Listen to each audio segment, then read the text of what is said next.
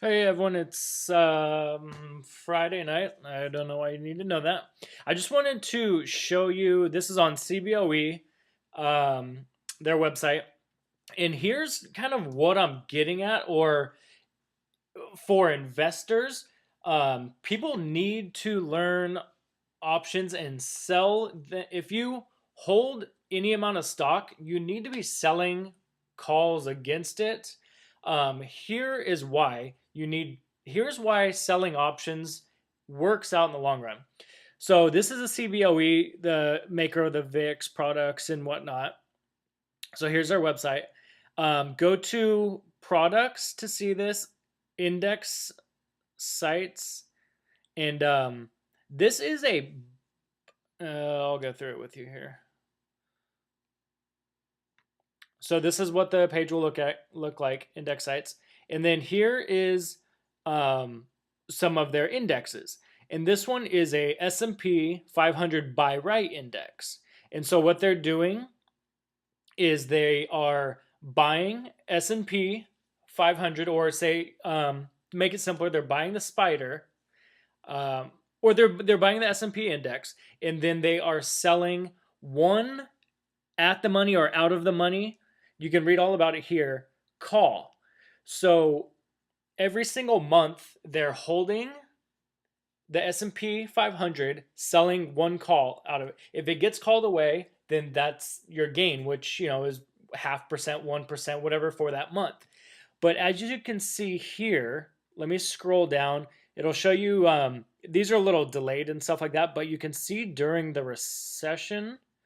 Um, so here's the S&P 500 index. Here's the buy right index. By doing that, by monthly, if it gets called away, they always have a S&P 500 position on and sell one out of the money with it. So as you can see, um, it is sitting. So the S&P 500 is from wherever this started at zero. That is up, almost 20% on this strategy. The blue is the buy right index. Let me go to another one, which is, and there's a few different ones because it's going to depend on the market that you have. Here's a 2% out of the money. So this would be better for a more bullish market like we just had. So let's go to the chart on this one. So here's your two there. So instead of selling at the money, they sold whatever 2% was out of the money. They sold those calls against their position. And it is sitting up here. This is from 1986. They have this back tested towards, and so it's sitting up at all time highs. So why we are sitting here with the S&P, 15% off its highs or somewhere in there, this is up beyond all time highs. Um, and again, here's the returns. You can go through, look through some of this stuff. Here's up against the S&P.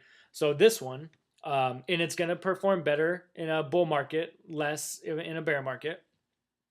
And so yeah, you can see selling options over time adds up. So that's why take in this 25 cents. If you don't know, they just, when I kind of, the way I speak, blindly sell. If you read through this, just on the third Friday of that month, they'll just sell to whatever 2% is. Whatever 2% is, it doesn't matter. They're not waiting.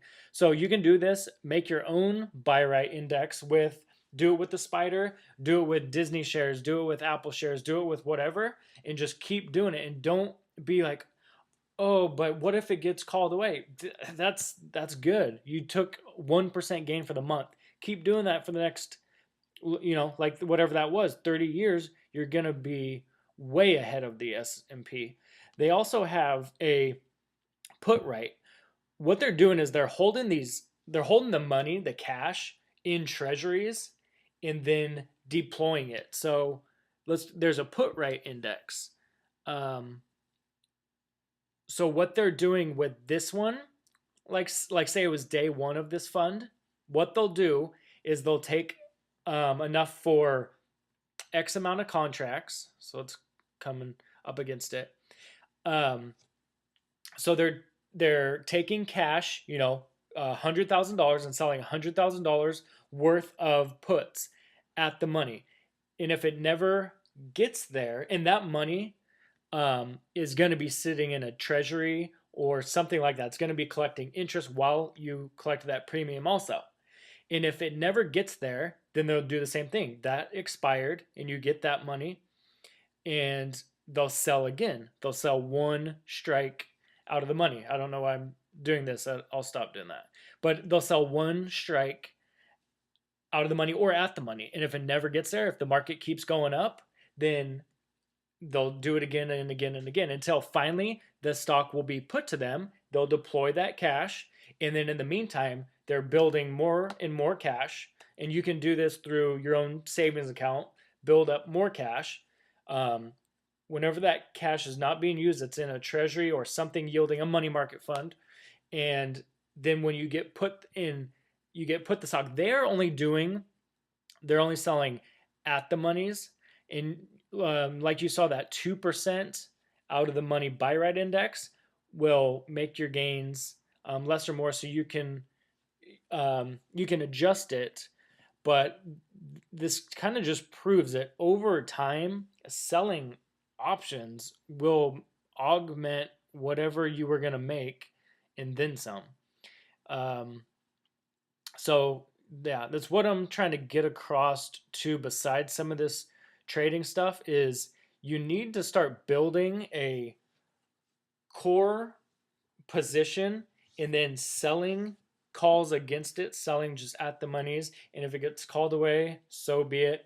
Do that over time. There's going to be plenty of time, just like right now in this market, say the last 2 months or whatever, you would have never got your shares called away and everyone would be losing money. You're going to be losing money with them, but a lot less because you're taking in that dollar premium or whatever it may be.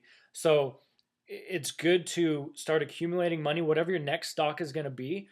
Put this put index put right on. So if you're going to buy Disney shares and you want to wait till you have $5,000 worth, so get that 5,000. Don't buy Disney where it is right now. Sell one strike out of the money put on it, and if it gets there, great, you buy it because you're going to buy it anyways. If it never gets there, big deal. You just collected 1%, 2%, 3%, whatever it may be for the month.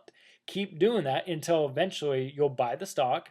And then in the meantime, while you're waiting with that 5,000, start building up more savings and get that cash and have it just a constant where it can be, or do it in $1,000 increments, whatever you want, and it'll be a constant money flow like that, where you're always taking advantage of, like I showed you on that Greeks video, how the volatility is always higher. So over time, you're always selling that higher area. And then look at this too. So we are down with the financial. So this is the financial crisis, and it goes down just like everything else. But because there's so much premium in the market, it's up at all-time highs again. And while our market, the normal S&P is down here. So this just proves, you need to understand how paramount it is to be selling this premium.